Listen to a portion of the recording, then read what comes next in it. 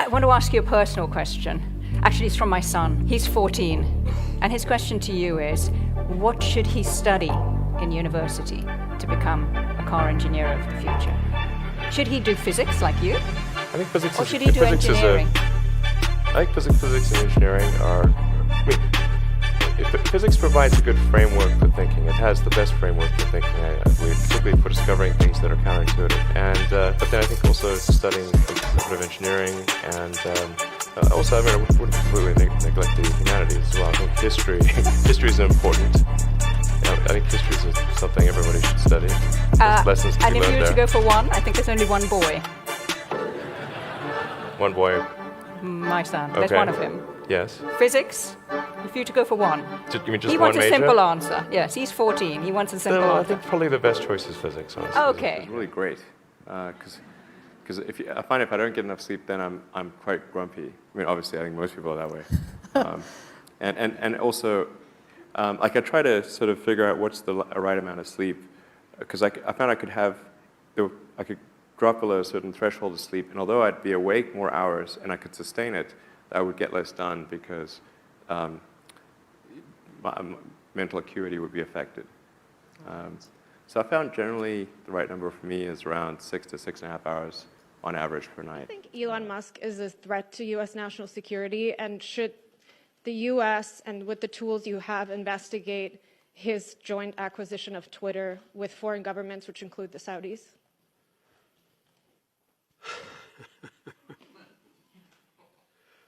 I think that Elon Musk's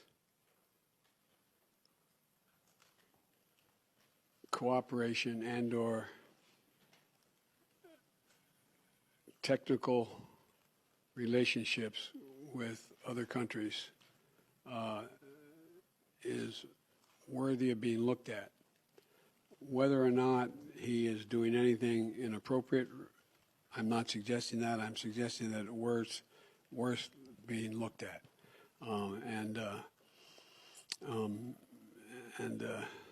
But that's all I'll say.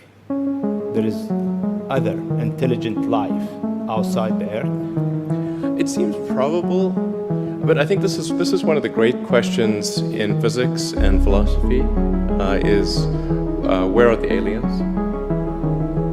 Maybe they're among us, I don't know. You don't even need a cold gas thruster system. You already have hot gas. But this is only for the booster, right? Yes.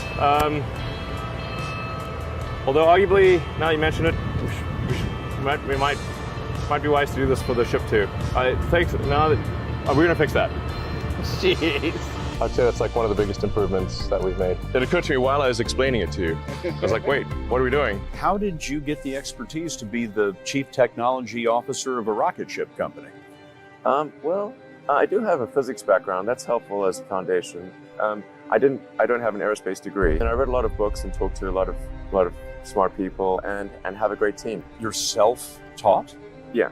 The odds of me coming into the rocket business, not knowing anything about rockets, not having ever built anything, I mean, I would have to be insane if I thought the odds were in my favor. Why even begin? When something is important enough, you do it even though the odds are not in your favor. How much of your personal fortune have you poured into this?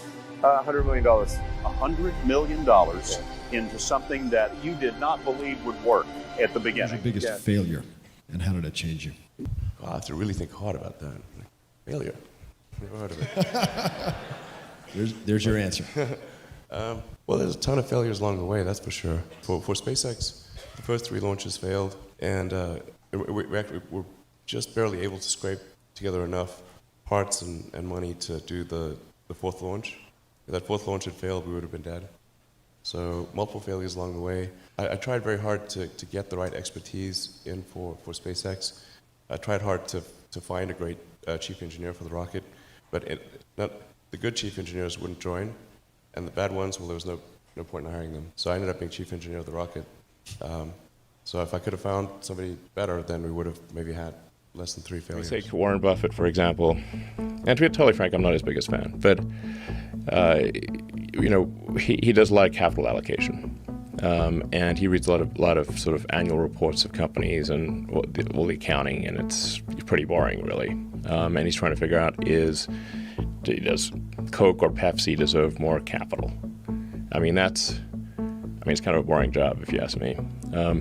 But it's still a thing that's important to figure out, like which is a company deserving of more or less capital? Should that company grow or expand? Is it making products and services that are better than others or worse? And